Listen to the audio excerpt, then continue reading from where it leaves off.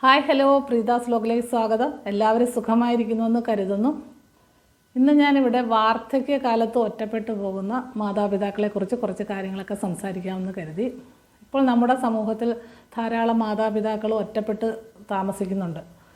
അതിന് പ്രധാനപ്പെട്ട കാരണം അവരുടെ മക്കളെല്ലാം വിദേശത്തായിരിക്കും, അല്ലെങ്കിൽ ജോലി സംബന്ധമായ കുട്ടികൾ ദൂര സ്ഥലങ്ങളിലായിരിക്കും, അല്ലെങ്കിൽ കല്യാണം കഴിച്ച് കുട്ടികളൊക്കെ ദൂര സ്ഥലത്തോട്ട് പോകും. പിന്നെ ഒരു അച്ഛനും അമ്മയും മാത്രം വീടുകളിൽ ഒതുങ്ങിക്കൂടുന്ന ഒരു അവസ്ഥയിലേക്കാണ് കഴിഞ്ഞു പോകുന്നത്. വീട് വലിയൊരു വീടായിരിക്കും, പക്ഷേ അച്ഛനും അമ്മയും ഒറ്റയ്ക്കേ കാണത്തുള്ളൂ ആ വീട്ടിൽ. പണ്ട് കേരളത്തിൽ അങ്ങനെയല്ലായിരുന്നു, ഇഷ്ടംപോലെ ആൾക്കാരുള്ള വീടുകളായിരുന്നു എല്ലാം. ഇപ്പോൾ ഇങ്ങനത്തെ വീടുകളിൽ ഒറ്റപ്പെട്ടാണ് ജീവിക്കുന്നത്. ഇതിൽ ഉദ്യോഗസ്ഥർ കാണും, നല്ല നല്ല ജോലിയിൽ നിന്നൊക്കെ റിട്ടയറായിട്ട് ഒന്നും ചെയ്യാതെ വീട്ടിൽ തന്നെ ഇരുന്ന് ഒരുപാട് പെട്ടെന്ന് വയസ്സായി പലവിധ അസുഖങ്ങൾ ആയി മാറുന്നതായിട്ട് കണ്ടിട്ടുണ്ട്. ഇങ്ങനെയൊന്നുമല്ല നമ്മുടെ വാർദ്ധക്യകാല ജീവിതം വിനിയോഗിക്കേണ്ടത്. ഏകദേശം ഒരു 65 വയസ്സിന് ശേഷമാണല്ലോ നമ്മൾ വാർദ്ധക്യകാലം എന്നതുകൊണ്ട് ഉദ്ദേശിക്കുന്നത്. ഈ സമയത്ത് നമ്മൾ ആ ജീവിത പ്രാരാബ്ധത്തിൽപ്പെട്ട് കുട്ടികളെ വളർത്തുന്നതിനും ജോലി സംബന്ധമായ യാത്രകളിലും അതിൻ്റെ ടെൻഷനും സമ്മർദ്ദവും ഒക്കെ അനുഭവിച്ച് ആ സമയത്ത് നമുക്ക് നടത്താൻ പറ്റാത്ത, അല്ലെങ്കിൽ നമ്മൾ ജീവിതത്തിൽ ആഗ്രഹിച്ച പല കാര്യങ്ങളും ഉണ്ടായിരിക്കും. ഇപ്പം ഏതെങ്കിലും ഒരു പ്രധാനപ്പെട്ട സ്ഥലങ്ങൾ കാണാനോ, അല്ലെങ്കിൽ ക്ഷേത്രങ്ങളിൽ പോകാനും പള്ളികളിൽ പോകാനും ഒക്കെ നമ്മൾ അന്ന് നടക്കാൻ പറ്റാത്ത ഒരുപാട് ആഗ്രഹങ്ങൾ മനസ്സിൽ സൂക്ഷിച്ച് ഇങ്ങനെ ഇരിക്കും. എന്നിട്ട് ഈ പെൻഷൻ പറ്റി വീട്ടിലിരുന്ന് കഴിയുമ്പം പിന്നെ ഇതിനൊന്നും പോകണ്ടെന്നുമുണ്ട്. പിന്നെ കുറച്ച് പൈസ, ഈ കിട്ടുന്ന പൈസയെല്ലാം ബാങ്കിൽ സൂക്ഷിച്ച് മക്കൾക്ക് സൂക്ഷിച്ച് വെച്ചുകൊണ്ടിരിക്കുന്ന ആൾക്കാരുണ്ട്. അങ്ങനൊന്നും മക്കൾക്ക് വേണ്ടിയിട്ട് ഇനിയിപ്പോൾ പൈസയൊന്നും അങ്ങനെ സൂക്ഷിച്ച് വെക്കേണ്ട കാര്യമില്ല. അവർക്ക് നല്ല വിദ്യാഭ്യാസം കൊടുക്കുക, അവർക്ക് നല്ല ജോലി അവർ തന്നെ നേടാൻ പ്രാപ്തരാക്കുക. പിന്നീട് നമ്മൾ വിനിയോഗിച്ചതിന് ശേഷം ബാക്കി പൈസ ഉണ്ടെങ്കിൽ മാത്രം അവർക്ക് കൊടുത്താൽ മതി. ആ പൈസയൊക്കെ നമുക്ക് വേണ്ടി തന്നെ നമ്മൾ വിനിയോഗിക്കുക. നല്ല സ്ഥലങ്ങളൊക്കെ കാണാൻ ആഗ്രഹമുണ്ടെങ്കിൽ ഇപ്പോൾ തന്നെ പോവുക.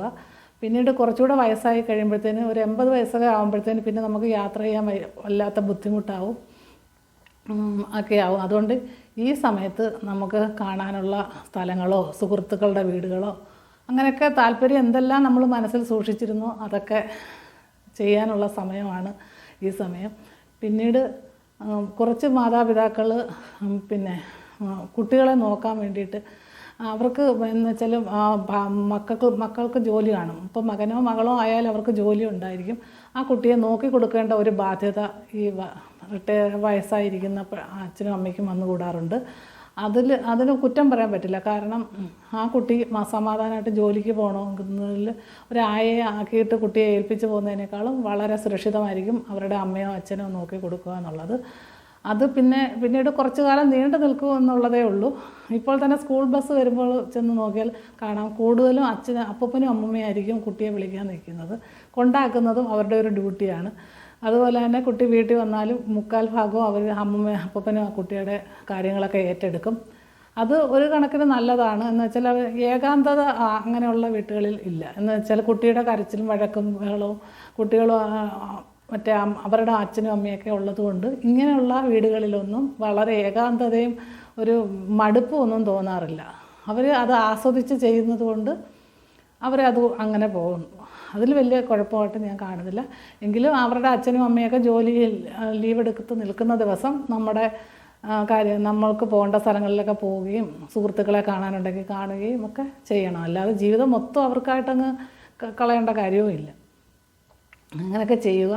പിന്നീട് ഇപ്പോൾ പുസ്തകങ്ങളൊക്കെ എഴുതാൻ താല്പര്യമുള്ളവർ അവരുടെ ഔദ്യോഗിക ജീവിതത്തെക്കുറിച്ചൊരു പുസ്തകമൊക്കെ എഴുതുകയോ, ജീവിതത്തിലുണ്ടായിട്ടുള്ള കാര്യങ്ങളെക്കുറിച്ചൊക്കെ ഒരു ആത്മകഥ പോലെ എഴുതാൻ താല്പര്യമുള്ളവർക്ക് അതൊക്കെ എഴുതുകയോ, വായിച്ച് തീർക്കാനുള്ള പുസ്തകങ്ങളൊക്കെ ഉണ്ടെങ്കിൽ അതൊക്കെ വായിക്കുകയോ, പിന്നെ ചെടികളോ പൂക്കളോ ഒക്കെ നട്ട് വളർത്തുക, അല്ലെങ്കിൽ പച്ചക്കറി കൃഷിയൊക്കെ നടത്തുക.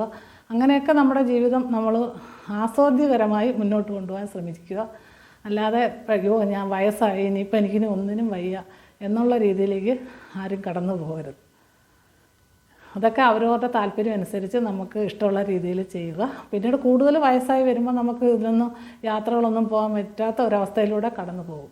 അതുകൊണ്ട് നല്ല ജീവിതം, നല്ല സന്തോഷപരമായിട്ടൊക്കെ ജീവിക്കാൻ ശ്രമിക്കുക. അതുപോലെ പൊതുപ്രവർത്തനത്തിലൊക്കെ താല്പര്യമുണ്ടെങ്കിൽ അങ്ങനെയൊക്കെ ചെയ്യുക.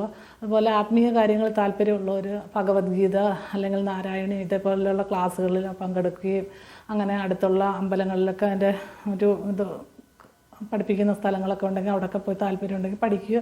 അങ്ങനെ എന്തിലെങ്കിലും നമ്മൾ എൻഗേജ്ഡ് ആയിരിക്കണം. അല്ലാതെ എപ്പോഴും അങ്ങ് വീട്ടിൽ തന്നെ ഇരുന്ന് ഒന്നും ചെയ്യാനില്ലാത്ത ഒരവസ്ഥയിലൂടെ കടന്നു പോകുമ്പോഴാണ് ഈ വാർദ്ധക്യം വളരെയധികം മടുപ്പ് തോന്നുന്നത്. അതുകൊണ്ട് എനിക്ക് തോന്നുന്ന കുറച്ച് കാര്യങ്ങളൊക്കെയാണ് ഞാനിവിടെ പറഞ്ഞത്. അങ്ങനെ വാർദ്ധക്യം എങ്ങനെയൊക്കെ സന്തോഷകരമാക്കാൻ പറ്റുമോ അതുപോലെയൊക്കെ ചെയ്യുക. സിനിമ കാണാനൊക്കെ പോവുക. സിനിമ അന്ന് നല്ല സമയത്ത് നമുക്ക് ചിലപ്പോൾ ഒരു തിയേറ്ററിൽ പോയി സിനിമ കാണാൻ സമയം കിട്ടി എന്ന് വരില്ല. ഇപ്പോൾ സിനിമ കാണാൻ സമയമുണ്ടെങ്കിൽ സിനിമ കാണാൻ പോവുക.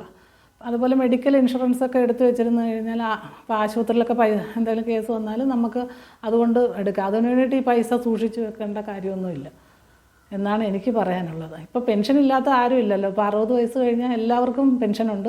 ഏറ്റക്കുറച്ചിലുകളുണ്ടെന്നേ ഉള്ളൂ. ഉദ്യോഗസ്ഥരുടെ കണക്ക് പൈസ ചിലവാക്കി ജീവിക്കാൻ സാധാരണക്കാർക്ക് കഴിയില്ല. അവരതേ രീതിയിൽ ചെയ്യുക.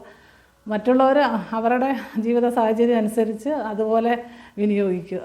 അങ്ങനെ നമ്മുടെ ജീവിതം ആസ്വാദ്യകരമാക്കി തീർക്കുക എന്നുള്ളതാണ് എനിക്ക് പറയാനുള്ളത്. ഇതിനെക്കുറിച്ചുള്ള അഭിപ്രായങ്ങളൊക്കെ നിങ്ങൾ എഴുതുക. ഇനി മറ്റൊരു വീഡിയോയുമായി വീണ്ടും കാണാം.